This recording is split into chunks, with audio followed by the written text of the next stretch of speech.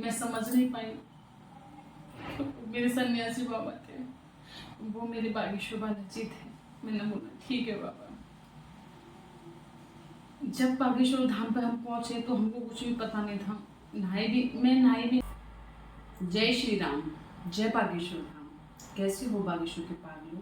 स्वस्थ रहो, एकदम मस्त रहो, बिंदास रहो। तो जैसे कि आपने थंबनेल देख लिया होगा, किस चीज़ का थंबनेल था कि मुझे मेरा पहला अनुभव सन्यासी बाबा के साथ में कैसा रहा था। या तो वो बागेश्वर बालाजी थे या सन्यासी बाबा थे, मैं समझ नहीं पाई थी कि वो कौन थे। जी हाँ, तो चलिए आइए जानते हैं कि मुझे सन्यासी बाबा के पहली बार दर्शन कब हुए थे और कैसे हुए थे। मैं उनको क्यों पहचान नहीं पाई थी, किस रूप में वो मेरे साथ आए थे। जब बागेश्वर बालाजी 2021 में जब वायरल हो रहे थे, तब मेरे घर में बहुत ज़्यादा समस्या चल रही थी। समस्या इतनी थी कि मेरे परिवार पर मेरे 2 बच्चे हैं, एक बेटी एक बेटा है, मेरे हस्बैंड हैं और एक मैं हूँ। मेरे परिवार पर किसी ने काला जादू कर दिया था और काला जादू इस कदर था कि मेरे पति भी, उनको भी मरना अच्छा लगता था और मुझे भी मरना अच्छा लगता था। बहुत मरने का मन करता था। जब घर में इतनी लड़ाई झगड़ा कलह क्लेश होने लगा, सब परेशान हो गए। ना तो वो बच्चों की तरफ सोचते थे, ना मैं ही बच्चों की तरफ सोच रही थी। ऐसा लग रहा था बस मर जाए। तो मैं फ़ोन एक समय दोपहर के समय था, तो मैं फ़ोन चला रही थी। तो फ़ोन को वीडियो को देखते देखते मुझे बागेश्वर धाम की एक वीडियो मिली थी। वीडियो कैसी थी कि गुरुदेव भगवान किसी की अर्जी लगा रहे थे। वही अर्जी थी तंत्र मंत्र वाली। जब मैंने फर्स्ट बार अपने गुरुदेव भगवान को देखा था, तो वो किसी पे ऐसे किसी ने जादू टोना कर दिया था, उस इंसान की अर्जी लगी थी। तो जैसे मैंने वो वीडियो देखी, मेरे मन में एकदम भाव जाग गए कि मुझे यहाँ जाना है, इस जगह पर जाना है, बागेश्वर धाम जाना है। मुझे कुछ पता नहीं था बागेश्वर धाम के बारे में। बागेश्वर धाम कहाँ पर है, मतलब क्या है, कैसे जाते हैं, बस से जाएंगे या ट्रेन से जाएंगे, मुझे कुछ भी जानकारी नहीं थी। बस मन में एक भाव आया था, हो ना हो मुझे तो बागेश्वर बालाजी के धाम जाना है, बागेश्वर धाम जाना है, बस यही रटन लगा ली। आप यकीन मानिए, जब कहते हैं ना, जब आप अगर सच्ची लगन लगा लोगे ना प्रभु से, तो प्रभु को भी आपको बुलाना पड़ता है। बागेश्वर बालाजी ने, सन्यासी बाबा ने ऐसी कृपा की मेरे ऊपर कि मैं 4-5 दिन बाद बागेश्वर धाम के लिए अपने घर से निकल गई। अब मेरे बच्चे थे 2 और मेरा भाई भी था मेरे साथ में। हम यहाँ से निकल गए थे, किसी को नहीं बताया था। सास ससुर को बता दिया था कि बागेश्वर धाम जा रही हूँ MP में, 1-2 दिन में हम वापस आ जाएंगे। बस ऐसा करके निकल गई थी। देखो, कहते हैं ना, जब भक्ति के हम मार्ग पर जाते हैं ना, प्रभु परीक्षा हमारी बहुत लेते हैं, ये वापिस हो जाए, लौट जाए। पर क्या था ना, जब मैं बस स्टैंड पहुंची थी, तो MP जाने वाली बस, महोबा जाने वाली बस, सारी बस निकल गई थी। शाम का समय था। बस पूछो मत, मैं कितनी परेशान हो गई थी। अब मेरा भाई मेरे को छोड़ने आया था, दूसरा मेरा भाई हमको बस स्टैंड पे छोड़ने आया था।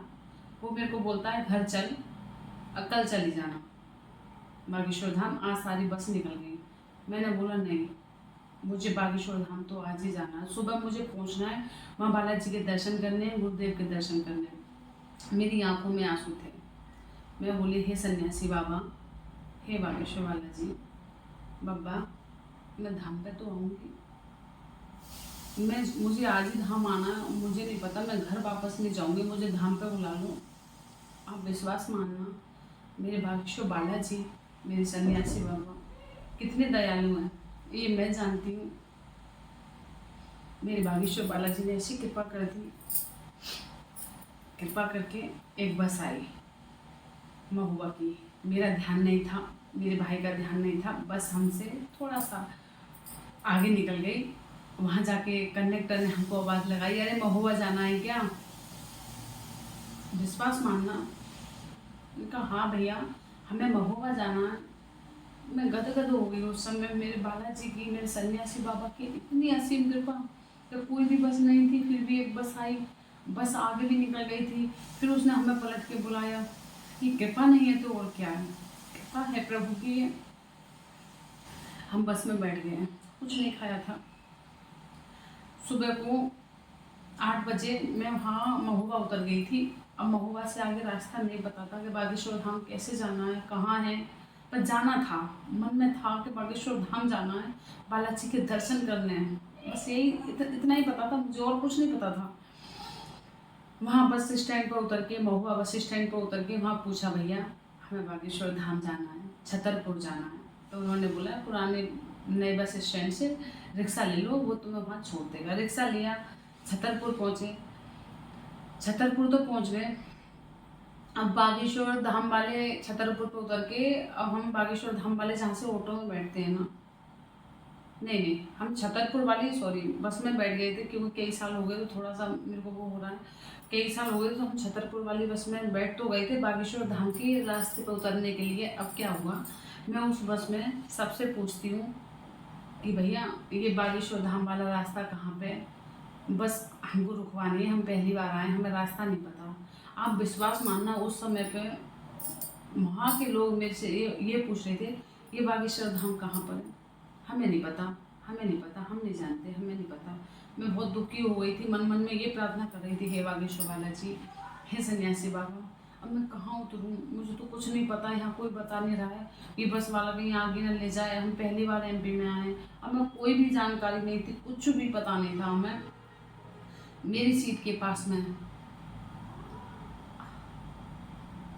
बस में से पीछे से एक निकलती हुई, आहा ये दाढ़ी, वाइट कलर की सफ़ेद एकदम दाढ़ी, चेहरे पे चमक और सिंदूर तिलक लगा के एक बाबा निकल के आते हैं और मेरी सीट के पास में बस को ऐसे ऊपर जो पकड़ने वाला होता है उसको पकड़ के खड़े हो जाते हैं और मेरे से बोलते हैं बेटा कहाँ जाना है। मैंने बोला बाबा बागेश्वर धाम जा रही हूँ और रास्ता मुझे पता नहीं है, पहली बार आई हूँ और यहाँ पे तो किसी को ही पता नहीं है। तो बाबा बोले तो चिंता मत करें, मैं भी बागेश्वर धाम ही जा रहा हूँ, मैं तुझे उतरवाऊँगा। मैंने कहा ठीक है बाबा। का बेटा कहाँ से आई है, मैंने कहा बाबा मैं अलीगढ़ से आई हूँ। ऐसे बोला, बहुत सारी बातें हुई, पता नहीं था कौन थे, ना जाने किस रूप में नारायण मिल जाए। वो दिन आज भी बहुत याद आता है। शायद अब कभी मुझे ऐसे बागेश्वर बालाजी मिल जाए, अब मुझे शायद सन्यासी बाबा के कभी दोबारा दर्शन ऐसे हो जाए, ऐसे कभी नहीं होता। मेरे बालाजी कितने दयालु है ना, ये मैं जानती हूँ, बहुत कृपालु है, बहुत दयालु है। मेरे गुरुदेव ने, मेरे बागेश्वर बालाजी ने बस को रुकवाया, मेरा हाथ पकड़ के मेरे बैग उतारे, हमको उतारा, बच्चों को उतारा। एक नीम के पेड़ के एक अनजान आदमी हमारी इतनी क्यों मदद करेगा, बताइए आप, अनजान शहर में क्यों कोई मदद करेगा, नहीं करेगा कोई। एक नीम के पेड़ के नीचे हम चारों को खड़ा कर दिया और बोला मेरे को बाबा ने, तो तू यहाँ पहली बार आई है, नहीं आई है तो तेरे को ये ऑटो वाले ठग लेंगे, तो मैं ऑटो करके लेके आता हूँ। मैंने बोला ठीक है बाबा जाओ। जब वो ऑटो करने के लिए चले गए तो मेरे मन में पाप आ गया, मेरे मन में पाप आया कि अरे बाबा तो चला गया, मैं ही ऑटो करके चले जाती हूँ, पता नहीं बाबा आएगा कि नहीं आएगा लौट के। मैंने ऑटो वाले से पूछा भैया बागेश्वर धाम जाना कितने पैसे लोगे। पहली बार गई थी, अनजान जगह थी, उन्होंने थोड़ा ज़्यादा ही बताया था अनजान समझ के। पता नहीं कैसे हुआ क्या हुआ, पीछे से बागेश्वर बाबा आगे, वो बाबा आके उन्होंने मेरे को पता नहीं कहाँ से आगे पीछे से, और मेरे को आके उन्होंने बोला कि तेरे को मना करके गया था तो तूने ऑटो वाले से क्यों पूछा, अरे तेरे को ये ठग लेंगे, तू पहली बार यहाँ पे आई है। मैंने कहा ठीक है बाबा। बाबा ऑटो लेके आए, मुझे ऑटो में बिठाया। जब मैं ऑटो में बैठ गई थी पता नहीं था कि मेरे प्रभु हैं ये, ना जाने किस रूप में नारायण मिल जाए। मैंने बोला बाबा आप भी तो बागेश्वर धाम जा रहे थे ना, बोल रहे थे बस में, आप भी हमारे साथ बागेश्वर धाम के लिए चलो। बाबा ने बोला तू पहुंच, मैं धाम पे ही मिलूंगा। मैं नहीं समझ पाई,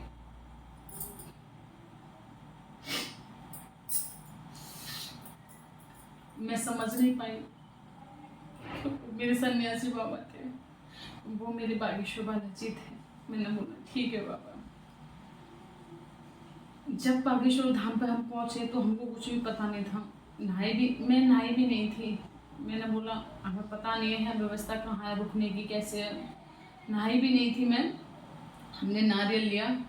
बहुत भीड़ थी मंदिर में, बहुत ज़्यादा भीड़ थी, और भूख के मारे दम निकला जा रहा था। नहाई भी नहीं थी, गर्मी का टाइम था।